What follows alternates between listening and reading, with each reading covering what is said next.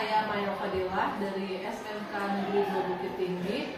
Saya adalah peserta PPG dalam jabatan kategori 2, jurusan perhotelan dan jasa pariwisata. Berikut adalah video aksi 2 saya dengan materi plating dan garnish. Selamat menyaksikan.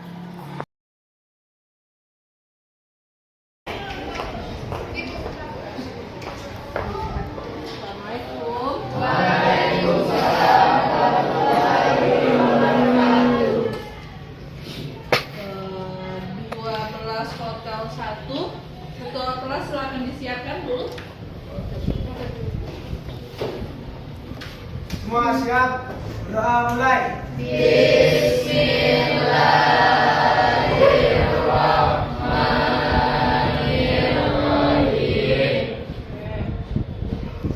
Ada yang tidak datang hari ini, Nak? Ada, Bu. Siapa Gina? Dina. Dina apa kabarnya? Sakit, Bu. Sakit. Siapa lagi yang tidak datang? Ah? Ferdiansyah sakit. Udah 2 minggu ya dia sakit ya? Siapa lagi yang sakit? Siapa lagi yang tidak datang? Iya. Oke. Masih ada lagi, Nak? Tiga orang yang tidak hadir hari ini. Siapa tadi? Dina, Ferdiansyah, sama Diadusin. Kita mulai.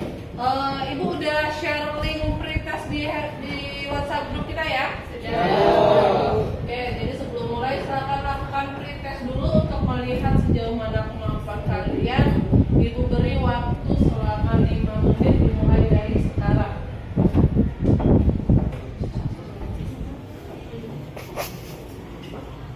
Oke, udah diisi Google Form pretestnya semuanya, Nak? Makasih, nanti hasilnya kita lihat di akhir pembelajaran ya. Oke, untuk hari ini kita akan belajar tentang plating dan garnish.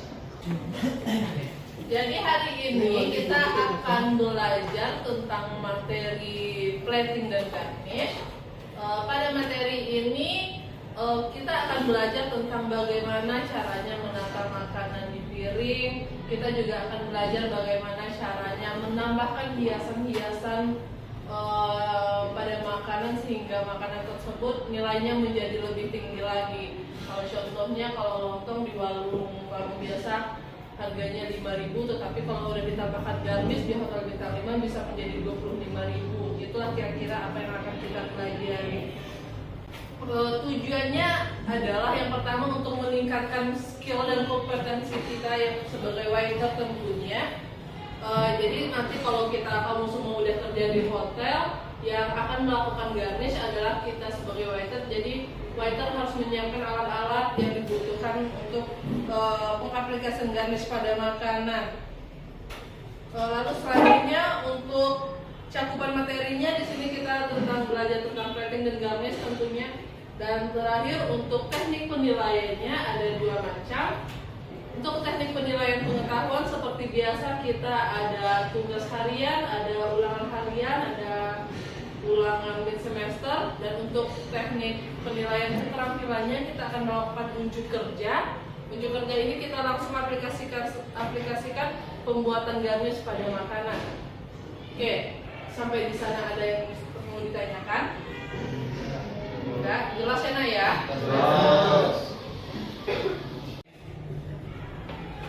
Satu lagi, Nak, yang mau Ibu sampaikan sama kalian yang harus selalu kita pahami, yang tidak boleh ketinggalan oleh kita tentang bagaimana kita mematuhi K3, kebersihan, kenyamanan, apalagi kerapian.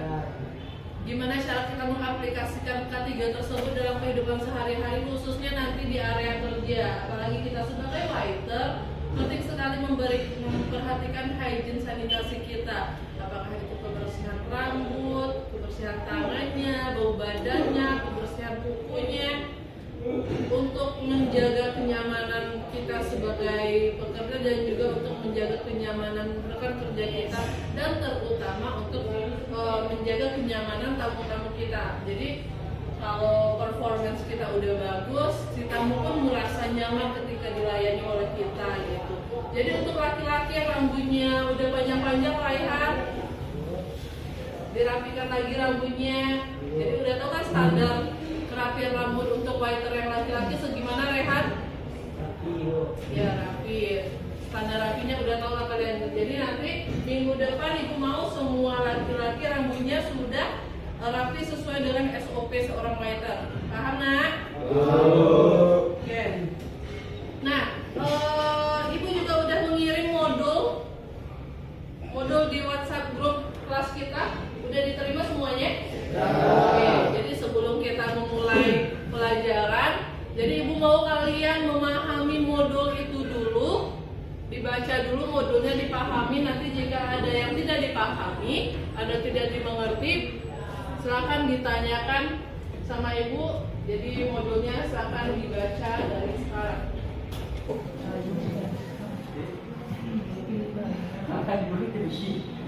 Oh, udah selesai dibaca modulnya, Nak? Sudah. Ada yang bisa menyimpulkan hasil modul yang telah kalian baca tadi? Ya, Alan. Silakan, Lan. Gadis adalah hiasan yang digunakan untuk makanan maupun minuman yang umumnya biasa dimakan dan dibuat sedemikian rupa sehingga menunjang penampilan suatu hidangan. Syarat-syaratnya: 1. Bahan yang dipakai harus bahan yang segar. 2. Harus mengetahui jenis makanan yang akan dihias. 3. Penggunaan warna yang mencolok dan menarik. 4. Alat-alat yang digunakan sesuai dengan kebutuhan agar hasilnya bagus dan rapi. 5. Bezel hiasan dan hidangan yang akan dihias harus seimbang. 6. Makanan harus kelihatan menarik dan tekstur lebih baik. 7. Memberi variasi makanan memang mempunyai warna yang kurang menarik agar lebih terlihat menarik. Udah kan?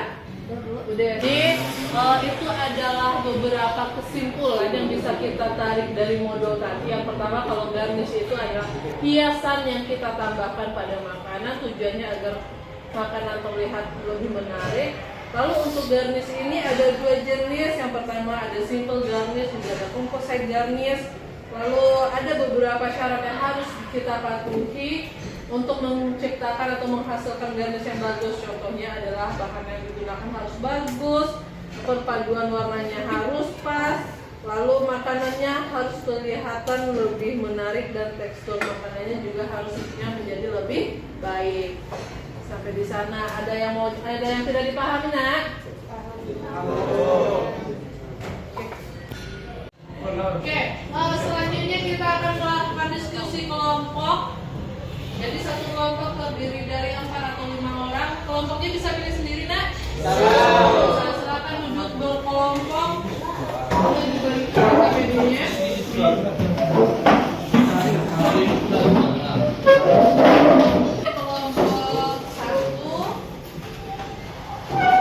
kelompok 3.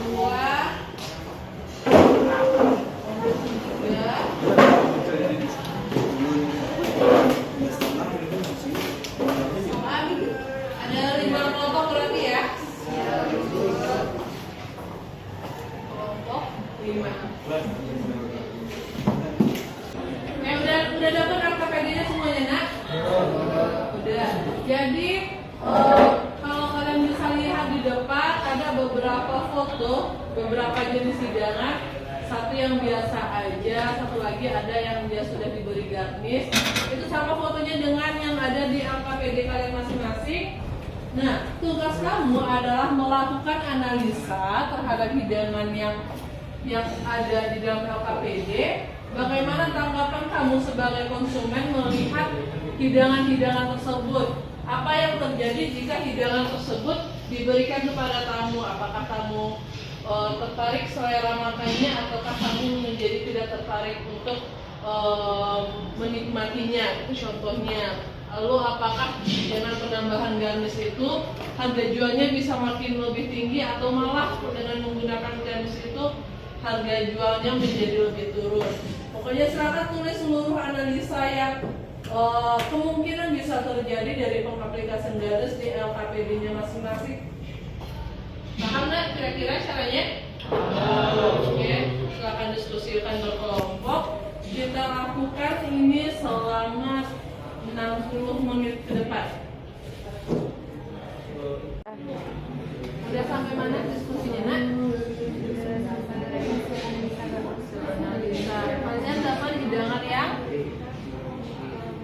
kira-kira hidangannya? Steak. Oke. Beda antara hidangan yang satu dengan hidangan yang dua terletak di mananya kira-kira? Yang satu ada garnishnya, yang dua tidak. Lalu apalagi yang bisa kita lihat dari kedua hidangan tersebut? Alat hidangnya. Nah, alat hidangnya kalau ini dia pakai dinner plate, kalau ini dia pakai box. Nah, oke. Udah selesai diskusinya, Nak? Oke. Kalau sudah, kita langsung presentasi kelompok aja. Presentasinya di tempat duduk masing-masing aja ya. Depan. Oke, untuk yang pertama presentasi dari kelompok satu kelompok Marlenta ya. Oke, silakan dibacakan gimana hasil analisanya kamu.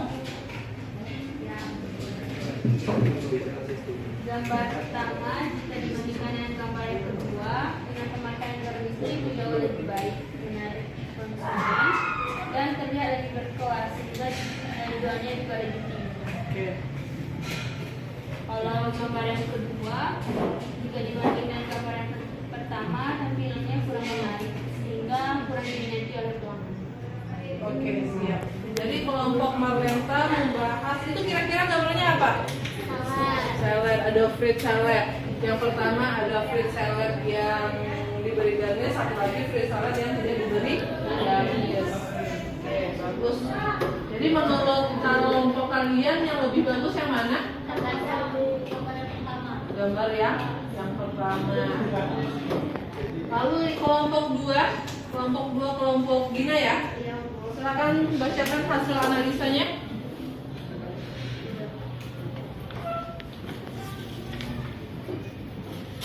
Pada gambar pertama, hidangan ini menggunakan garnish. Garnishnya berupa sayur-sayuran dan dapat meningkatkan selera makan dan juga terlihat lebih berkelas dan nilai jualnya juga lebih tinggi. Pada gambar kedua, hidangan ini tidak menggunakan garnish dan membuat tampilannya kurang menarik sehingga kurang diminati oleh konsumen atau pelanggan. Oke. Jadi kalau Gina itu hidangannya kira-kira apa Gin? Steak. Ada chicken steak. Yang satu yang di serve di dalam restoran, jadi dia menggunakan dinner plate. Dia menggunakan aturan gimana plating, seharusnya posisi proteinnya di mana, karbonya di mana, vegetable-nya di mana. Satu lagi steak yang akan di take away atau yang akan dibawa pulang. Otomatis steak yang disajikan di dalam dinner plate itu lebih membuat si konsumen untuk ingin segera mencicipi hidangannya. Itu ya kira-kira gitu. Wow, simpan saja.